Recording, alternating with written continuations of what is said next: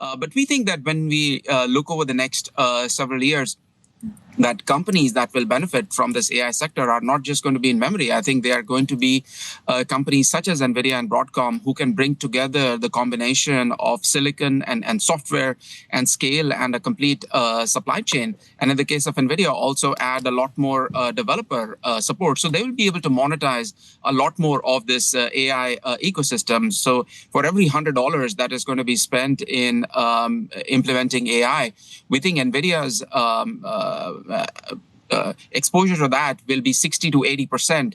Memory is going to be about 15 to 20%. So we do think that what the accelerator companies, what the processor companies are doing is just going to be larger and more pervasive in the AI ecosystem. So despite these strong results, you wouldn't be telling people to buy Micron here? Yeah, as you mentioned, the stock has had a very strong run. Usually these memory companies trade on book value anywhere between 1 to 3 times book value. The stock is trading closer to 3 times. See, it's executing extremely well. It's in the sweet spot of growth. So no doubt about that. As I mentioned, what is harder to always tell about memory is the forward pricing. And as we look into next year, there will be more competition from Samsung coming into the memory market. But if you're NVIDIA, having more competition in memory is actually a good thing because that is part of your input cost. So the more suppliers you have supplying memory, that's the reason we would prefer to go with an NVIDIA or Broadcom, for whom having more competition in memory is a positive for their margins. But what you said is kind of phenomenal. For every $100 that's being spent on AI equipment, NVIDIA is going to get $60 to $80 of that, NVIDIA alone? Absolutely. If you look at, this year, the investments in AI infrastructure have been $250 billion. And NVIDIA's data center business is probably going to do close to about $180 billion. So they are the biggest beneficiaries of this because the most important part of that AI server is the NVIDIA GPU, right? A traditional server is priced at $8,000 or $10,000. And racks that have NVIDIA servers are priced on the order of millions of dollars. And they are the ones benefiting the most from this build out. And for what it's worth, the stock is actually trading right around or even slightly below the day ChatGPT was launched in 2022. If you look at NVIDIA's forward multiple of about 30 times, it's actually lower than the day ChatGPT was launched. So from that perspective, we actually think the stock is, not just showing very strong growth, it's also very compellingly priced from a valuation perspective. And so the stock's trading at just under $180. What's your price target? $235, which is essentially the company trading at about 1 times its earnings growth. If you look at other Max 7 companies, other large cap growth peers, even the S&P 500, you'll see that companies tend to trade closer to 2 times earnings growth, and NVIDIA right now is trading closer to 1 times earnings growth.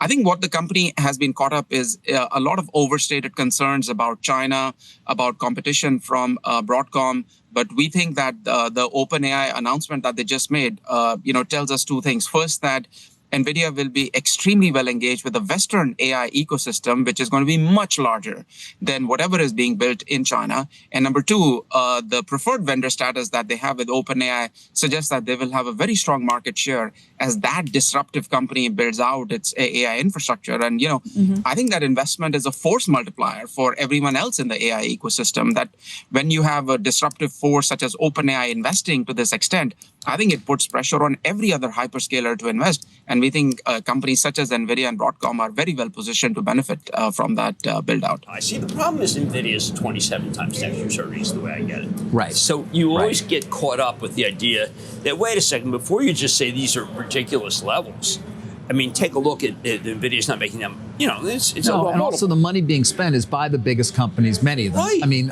and the most well-capitalized companies we've ever seen. Are you talking about markets, the circular deals? Well, yeah, I'm talking about a lot of those things, and they are the end customer oftentimes. That said, Oracle's accretion of value on the $300 billion, $60 billion a year that OpenAI is apparently going to pay them for data centers, essentially, and how the market immediately valued that at what? It's because a 20% margin, maybe, so 25 times up, boom. $100 billion from NVIDIA. Not exactly certain as to how that's structured still. A lot of it may end up being lease payments is a possibility, at least reported by others, and I've heard that as well. It's not just like they're writing them a check, an equity check, and getting shares. Like CoreWeave was. That was CoreWeave. Oracle borrowing $15 billion in the bond market. My reporting on XAI, which is absolutely 100% true.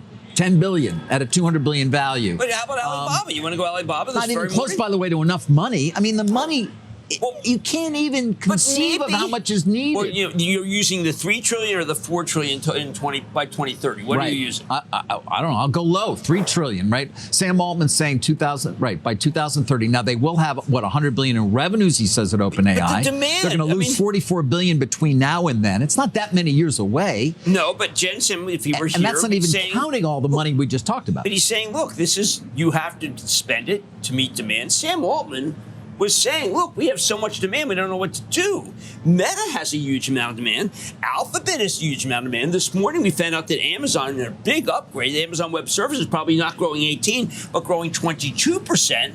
I mean, we don't even know how the convoluted nature of OpenAI and Microsoft Azure. Maybe you figure that out. I'm not there. But then, David, Tesla, okay? Yeah. ADAS. And we'll hear that from Sanjay. When you get this automated driving. What the amount of compute it's going to use? Compute it needs. So on the one hand, Carl, it all seems ridiculous. Trillion here, trillions. On the other hand, the demand is so big. Now, I was with a bunch of people in the last, I'd say, 3-4 days, all of whom think that their job is going to go away. These are all high-level people.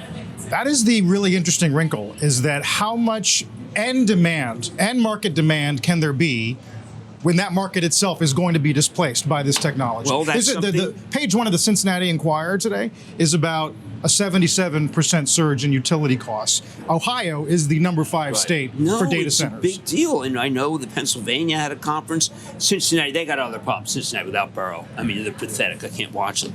But I do think that Ohio and Pennsylvania, man, if I lived in those states, I'd be worried about my electric bill, and they're going to have to deal with that. I would not. Texas, by the way, what a place to build. Well, and they're building. My gosh, there's so much. I mean, it's enormous. The Stargate project. Again, there we're talking about hundreds and hundreds of billions. You've got to come up with new creative ways to finance this stuff. It's going to just go on and on. There's sort of a sense. We had reporting from there yesterday. They invited a lot of people down. They're all the partners. We'll talk to Renee Haas in a little bit. They have it. They can borrow, David. They could all borrow. By the way, everybody's got to come in here. Private credit, I've talked about that. By the way, I've also often talked about the fact that the CapEx numbers for the hyperscalers are understated because at the end of the day, they're borrowing so much. The private credit ends up owning the data center. They then are simply paying a rent for it, and they're great credits. So it's even understated there. Jim, is it all going to make sense 10 years from now? Well, you saw Michael Intrader. I mean, Intrader would tell you that the value of these things is not as finite as people think. Now, Michael Sembles has a piece coming out shortly from JP Morgan, which questions the value of these. I'm looking forward to reading that. And then you did mention the circular nature of things. It is somewhat reminiscent of, again, the late 90s, not the .com side, on the telecom side as well. Remember when Cisco and Juniper, remember good old vendor financing? Well, Rosenberg today, David Rosenberg brings up Nortel. And when companies were literally tying their business to suppliers. Now, others will say there's a difference between fiber's infinite capacity and data centers, which is not the case. No, I mean, look, and a lot of those companies had customers that were not able to pay, as you know more than anyone. That's true. Because one of the principal buyers was the fellow who was a gym teacher. What was he? Bernie Ebbers at WorldCom. Yeah, no, that's true. It is, again, it doesn't, it's not, history doesn't repeat itself, but it does, as Mark Twain said, rhymes. And I'm liking your 98, 97, because I don't want people to say, I heard Intrader on the CEO of Corby. Intrader was with us the other day. Tell me he wasn't compelling. No, he was interesting, and you could sit and talk to him for an hour. Interesting. What is he, like in a card game? It was interesting. Yeah. It's interesting. And by the way, we still don't know a lot of details around the $100 billion deal that was announced 2 days ago with NVIDIA. We don't. Is this possible circular? Well, it may be circular, but it also may not be. I don't believe it's going to be equity. There's some other reporting out there. I'm definitely hearing that it may involve In other words, you have to just think about it. Okay, how can OpenAI needs endless access to capital? They have to come up with all sorts of creative ways. This is a way, in perhaps, of making it an NVIDIA balance sheet matter instead of an OpenAI matter, and they can just pay lease payments, and NVIDIA will build the data center in some way, and then the GPUs will be collateral, and they'll pay the lease payments. They have an option at the end. Yeah, I mean, very well. Again, at some point we will get more detail and clarity around what that $100 billion, Carl, really refers to, and over what period of time. But we don't have it now. Right. Yeah, so what we're seeing with Alibaba, the CEO, Eddie Wu, basically announced an NVIDIA partnership. They're building new data centers in Brazil, France, and Amsterdam. They've also launched their largest ever AI model, Gwen 3 Max, and it has 1 trillion parameters, which is a really big number in terms of being able to solve large language model problems. So plus they've committed $53 billion over the next 3 years for basically expansion. And I think the market is reacting saying, wow, Alibaba could be that next cloud for those companies that want to go with the China route versus what's going on in the West. So you think we're nowhere near done with the AI boom in big tech? No, we got a long way to go. We might be in inning number 1 at the bottom. I mean, there's so much happening. As we haven't hit the software, the physical AI, the sovereign AI area, there's a lot of growth to come. Why do you say that NVIDIA is a must-own stock for everyone? Well, look, this is not an earth-shattering revelation because this is a household name now. It's the 800-pound gorilla in AI, and they've got their fingers in everything AI with their $5 billion investment in Intel, now a $100 billion agreement with OpenAI. So they are doing everything. So a lot of people already own this stock. But for the viewers who are sitting there watching right now who may not own it. That's me. All right. So this is, you still need to participate. You need to have a position in NVIDIA. It is actually cheap. When you look at the forward multiple, it's trading at about a 30 times forward multiple, growing earnings at 40% annually over the course of the next several years. Those are the expectations. It is cheap. The stock price could double from here, and it would still be cheap relative to the S&P 500. Incredibly inexpensive. So if you're sitting at home, you don't own it, Stu, this is some advice for you. Let's assume you want to build a 5% position in NVIDIA. Buy 1% now, and then dollar cost average over time the rest. That's the best way to do it so you don't get caught with your pants down and the stock's $175 right now. Next week it's 150 and you're kicking yourself for overpaying. I do a deal.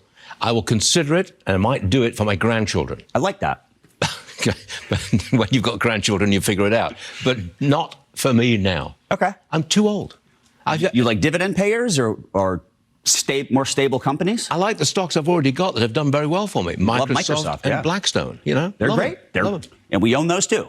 I can't sell them because I can't pay the capital gains tax. I'm locked in, man, locked in. Bloomberg also reports Chinese tech giants could spend more than $32 billion on AI next year, more than double 2023 levels. These promises really come at a time when Beijing, we know, has banned NVIDIA H20 chip sales to domestic firms to really speed up homegrown chip efforts. Progress is definitely being made, but Alibaba says it will still use some of NVIDIA's development tools in its cloud software systems and really integrate NVIDIA tools into Alibaba robots and self-driving cars, aka physical AI. The spending announcement, though, does carry some significant political weight. Why do I say that? Because a source told me this morning that China's premier toured Alibaba's facilities and was shown its custom, it's a PPU chip, what they're calling it. It's TPU, PPU, all different names. But he told me that it was outperforming NVIDIA's H20 on every metric. These inspection tours, though, are highly choreographed. Lots of media, and doing this publicly shows top-level confidence in China's ability to compete in advanced AI. Alibaba shares, you could see, they are up about 8% to their highest level in 4 years. However, if you look on a 5-year basis, the stock is down about 34%. The market reaction, though, shows how strong the global appetite for AI is right now, and the U.S. side of it may be saturated. There was a research firm note from Vital Knowledge out this morning saying that AI momentum is maybe moving to Hong Kong, where overall a lot of these names have cheaper valuations. For U.S. markets, though, it likely means more urgency to secure chip supply chains and more scrutiny of NVIDIA's continued business with these Chinese tech giants, guys. Well, you also think, Christina, if they're going to spend this much and they can't really buy NVIDIA chips that perform well and they could possibly make their own or get them domestically from other chip providers, that on the U.S. side, it's the chip companies that's going to they're completely going to miss out on this next wave of the AI boom in terms of spending. If the U.S. is in fact saturated and the next wave, according to Vital Knowledge, is in Asia, then all these chip makers here are just going to miss out. Well, especially with those export controls, right? To your point. So they're going to miss out.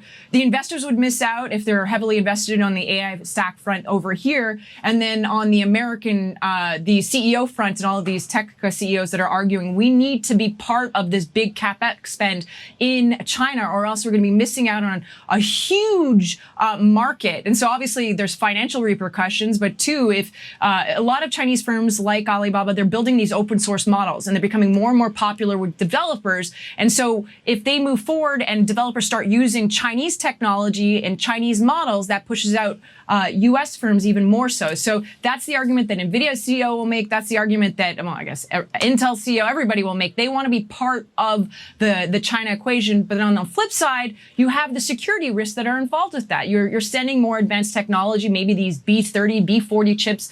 These are Blackwell versions geared towards China. You're sending them to China. Maybe they can use them for military or nefarious purposes.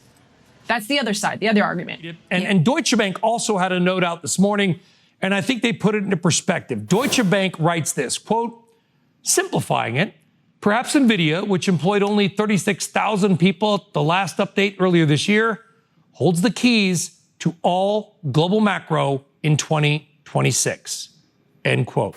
So, Mackenzie, you were with Sam Altman yesterday, and you did express some growing concerns about these numbers. Is he concerned? He's not. And part of that comes from the fact that Sam Altman told me he's all in on nuclear. He's backed fusion and fission companies, even helped one of them to go public, and he wants to see a lot more plants built.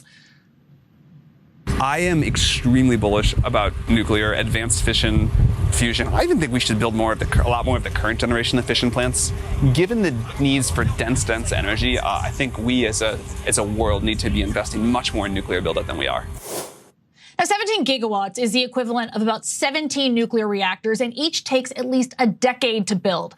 Altman says they are in talks with a mix of power providers, but there are no hard answers yet, and that is the problem, Brian. The U.S. grid, it's already strained. New gas turbines are sold out through 2028. Nuclear is slow to deploy, and renewables are tied up in political roadblocks under the Trump administration.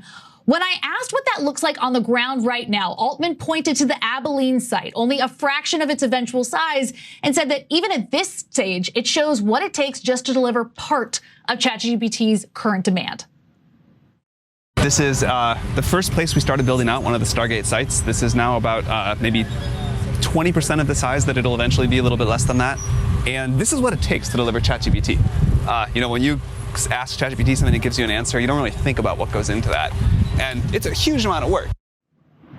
But the real bottleneck, you said it, Brian, it is not money, it's power. OpenAI has already scouted more than 800 sites across North America with nuclear, wind, and solar all on the table, but there are still big question marks about how this build-out will actually get done. Okay, am I wrong in that, and you track this more closely than I do, Mac, but when I look at some of the spending, it does seem a little circular, like A company invests in B company, which invests in C company, which then invests back in A company. It seems like a lot of the same dollars are being counted multiple times, or maybe I'm just old and skeptical. That's exactly the question that I put both to OpenAI CEO Sam Altman and to their CFO, Sarah Fryer, who's handling the economics behind this. They say that a rising tide lifts all ships here. It is in everyone's best interest to see this economy rise. So that's why, I think really the best way to think about this. You've got the U.S. only expected to add about 63 gigawatts this year.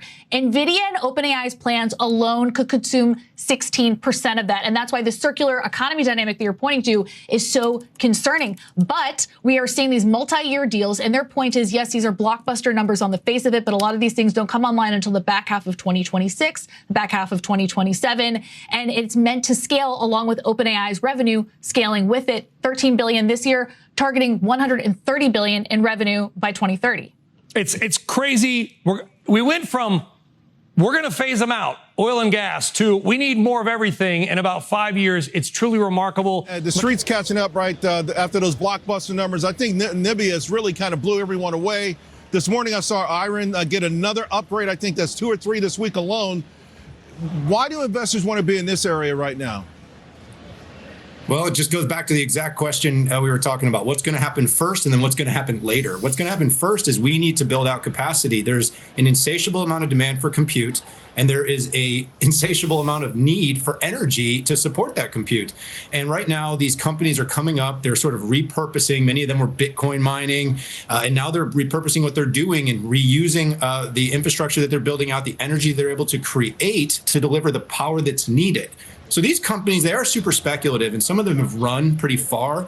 I do like this whole area because we know to get these trillion-dollar planned investments from OpenAI and these huge deals that Oracle have announced and Microsoft have announced, we're going to need the energy built out. It's going to take some years, and it's going to take a number of these strategic companies to get into place. So again, we think long term, Charles. We're not trading. We're thinking about, what's the market going to do in over a longer period of time. And if you're thinking over a longer period of time, energy is one of the biggest hurdles to getting to where we believe you'll get with AI. So this is a good place to think about investing. On X, if you spend 2 minutes on X looking at anybody with a finance account, it feels like everybody wants to call the top. Valuations are frothy. They see these deals where NVIDIA is investing in ostensibly one of their biggest customers, and they say, we've seen this playbook before. This happened in the dot-com era. It has to be over. I think that's the wrong perspective, though. I think it is a reminder that this is the biggest infrastructure build ever. And these companies like NVIDIA, like OpenAI, they're dealing with such big dollar numbers. It doesn't move the needle if they invest in some small company. NVIDIA needs to play big. The only way they can play big with a model builder is to invest in OpenAI. But I feel like as an investor, we all need to take a tremendous leap of faith, maybe in ways that we haven't had to take in 25 years. When we're assuming that these big numbers are legit, that the return on the big numbers is going to happen, and we have to put all our faith in a kind of market where we're used to putting our faith for a 6 to 9 month time frame, right? We make bets ahead on what's going to happen in the future in the stock market. Yeah. Now we're talking about having to do that in years. Is that right?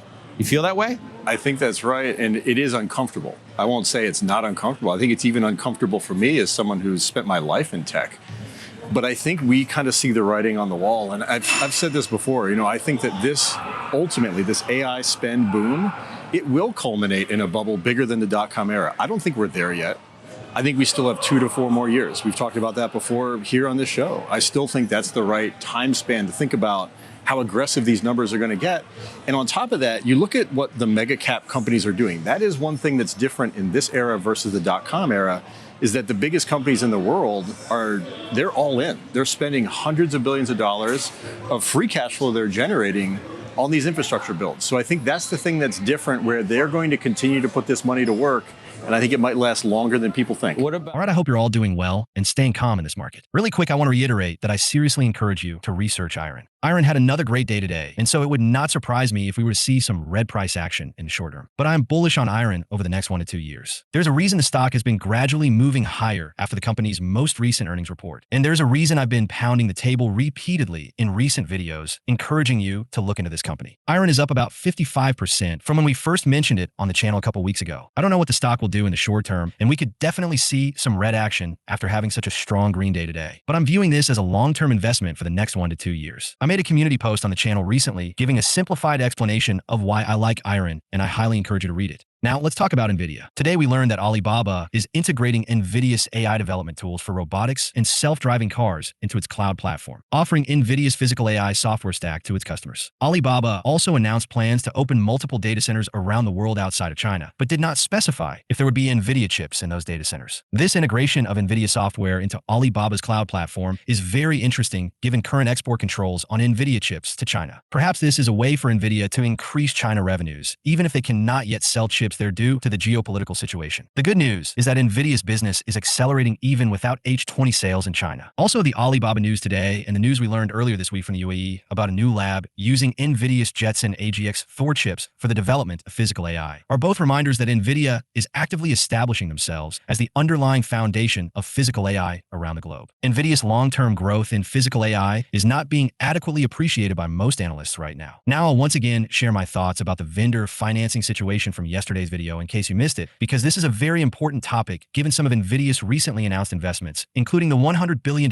deal with OpenAI to deploy at least 10 gigawatts of NVIDIA systems. I can understand the concern that some people have given what happened during the dot-com era. At the same time, I think there are fundamental differences between what happened back then and what's happening now. I want you to think about this for a second. Imagine you are in NVIDIA's position. You have more profit than you know what to do with. You just approved a $60 billion share buyback that's in addition to the $14.7 billion buyback that already existed. And now if you're NVIDIA, what do you do with all of this extra money that's at your disposal? Ideally, you would look for very high probability, strategic opportunities to deploy that capital and gain a return on that capital for your shareholders. Now consider OpenAI. ChatGPT has 700 million weekly active users. It is the fastest growing software product in history, and demand for that product is showing no signs of slowing down. And so, if you're NVIDIA, why would you not deploy some of your capital, invest in OpenAI, and presumably get a nice return on that investment? It seems fairly straightforward from NVIDIA's perspective. And an added benefit for NVIDIA is that some of the capital they invest in OpenAI will be used by OpenAI to purchase more hardware from NVIDIA as OpenAI scales to try and meet extremely strong demand from their users. Listen, I understand the concerns whenever we hear about vendor financing, but I do not think this investment in OpenAI is a red flag. When I consider the investment from NVIDIA's perspective, it's very straightforward and it makes a lot of sense. Could this situation eventually devolve into something troublesome? Sure, that's possible, but I think that at the current moment, it's a virtuous cycle. I don't see any red flags of fraudulence or bubble-like activity. I see a clear, pragmatic business decision by the largest company in the world to put some of their profits to work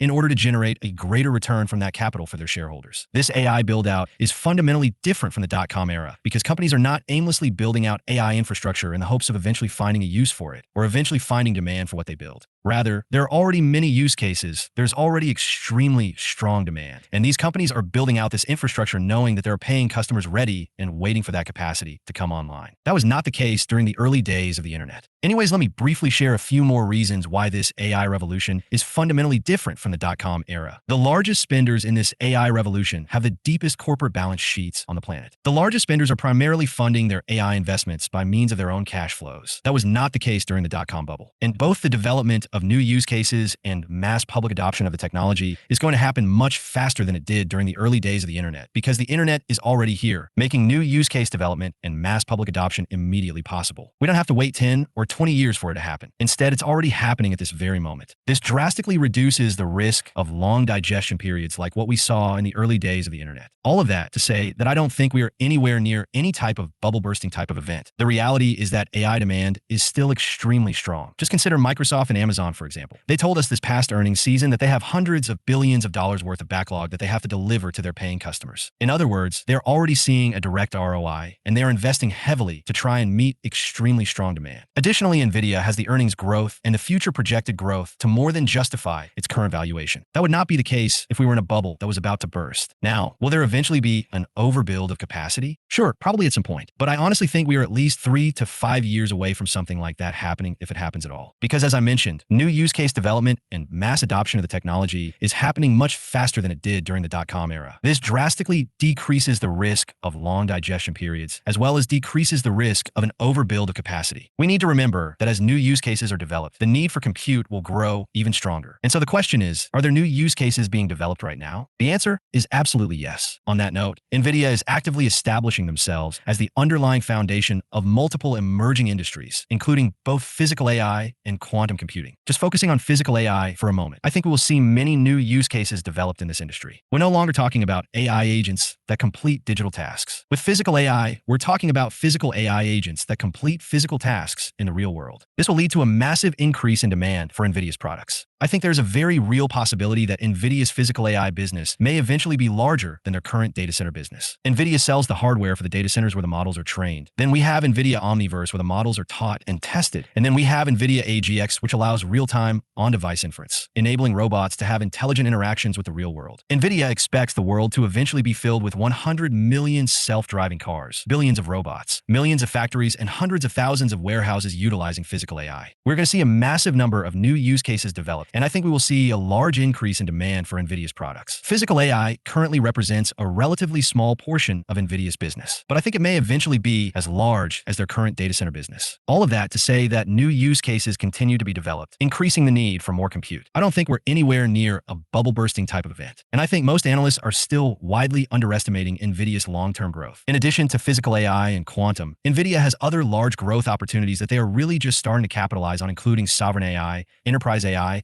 and AI native startups. As for production ramps, Blackwell Ultra is ramping very quickly right now, leading to revenue growth acceleration. Rubin is on track to launch in 2026. Then we're expecting Rubin CPX at the end of 2026. Later on, we're expecting the launch of Rubin Ultra in 2027 and Feynman after that in 2028. We have a clear data center product roadmap stretching into 2028, and Jensen believes there will be $3 to $4 trillion of global AI factory buildout between now and 2030. That means Jensen is expecting growing AI demand and an expanding total addressable market underpinning all of this. I don't think we are anywhere near any type of bubble bursting type of event. With all of this in mind, I seriously think that NVIDIA still has plenty of runway ahead of it, and I think this company will be worth substantially more in future years than it is today. At least that's my view of the situation. Remember to stay calm in this market. Remember to maintain a long-term perspective, and do not make any hasty or irrational decisions. With all of that being said, I hope you all have a great rest of the day, and I'm curious to hear your thoughts about NVIDIA in the comments below. Please leave a like on this video so more people will see it. And while you're down there, please consider subscribing. It's free, and you can always change your mind. Thanks for watching, and hopefully I'll see you in the next video.